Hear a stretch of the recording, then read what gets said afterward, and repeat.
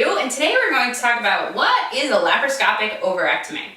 Now, my puppy had to get spayed last week, so we chose to have the laparoscopic ovariectomy or laparoscopic spay done instead of the traditional American version of the spay that takes the ovaries and the uterus. The laparoscopic ovariectomy only takes the ovaries and keeps the uterus intact. So, I want to start off by saying I am not a vet. This is not vet information. If you want to have this procedure done, please talk to an actual vet. But I want to tell you my experience from the owner's standpoint and why I would recommend this 100% to anybody who needs to get their dog spayed, to use this method instead of the traditional full spay of the ovaries and the uterus. Okay? So, I brought Whip in. She had her spay done. She was done that day. And what was great is I was able to take her home, and that night she was standing underneath all of my frisbees going, "Can we play now? Can we play now? Can we play now?" She was back to herself within hours of the surgery instead of within days. Now, why would I choose this type of style of spay instead of the traditional spay?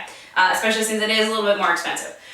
First of all, there is a lot less tissue damage, okay? Because they're only making 2 small incisions in the dog's stomach instead of an entire 3 to 4 inch opening to be able to take both the ovaries and the uterus out. They're doing it laparoscopically, so 2 tiny, maybe half a centimeter type incisions where they're putting in the instruments and being able to put the camera in and see what's going on.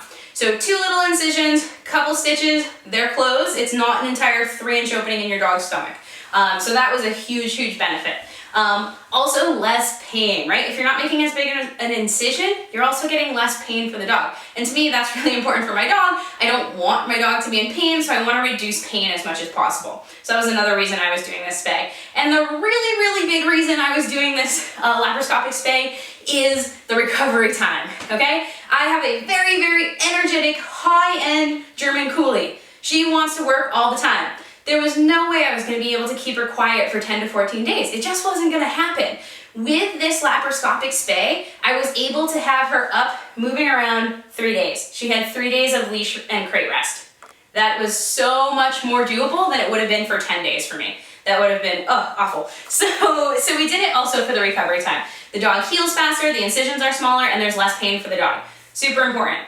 And what was a really nice side effect of this was that she didn't play with her stitches at all. She didn't need a cone. I put a shirt on her the first couple days, but she wasn't trying to scratch at them. She wasn't biting them, trying to pull them out, anything like that. I think because the incisions were so small, they didn't bother her. So she wasn't constantly chewing at herself. I wasn't having to watch her. She didn't have to walk around with the Elizabethan collar on and bump into all the stuff. Wasn't an issue at all.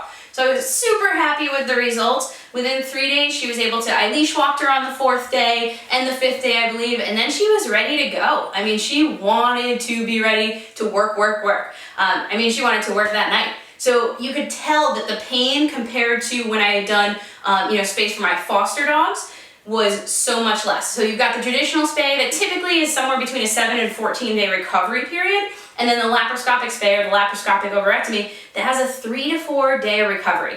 For me, that's a huge difference. Now, what about cost? Yes, it was more expensive than your traditional spay, but not by that much. It was an extra $250 or so for this procedure, but for me to have less pain for my dog, less issues, less tissue trauma, and for her to be able to bounce back to her old self in just a couple of days, that was worth it for me. And also, I did the spay because that was part of my contract with my breeder, which of course I'm going to honor, but I want to take out as few parts as possible. I want to leave my dog intact as much as possible.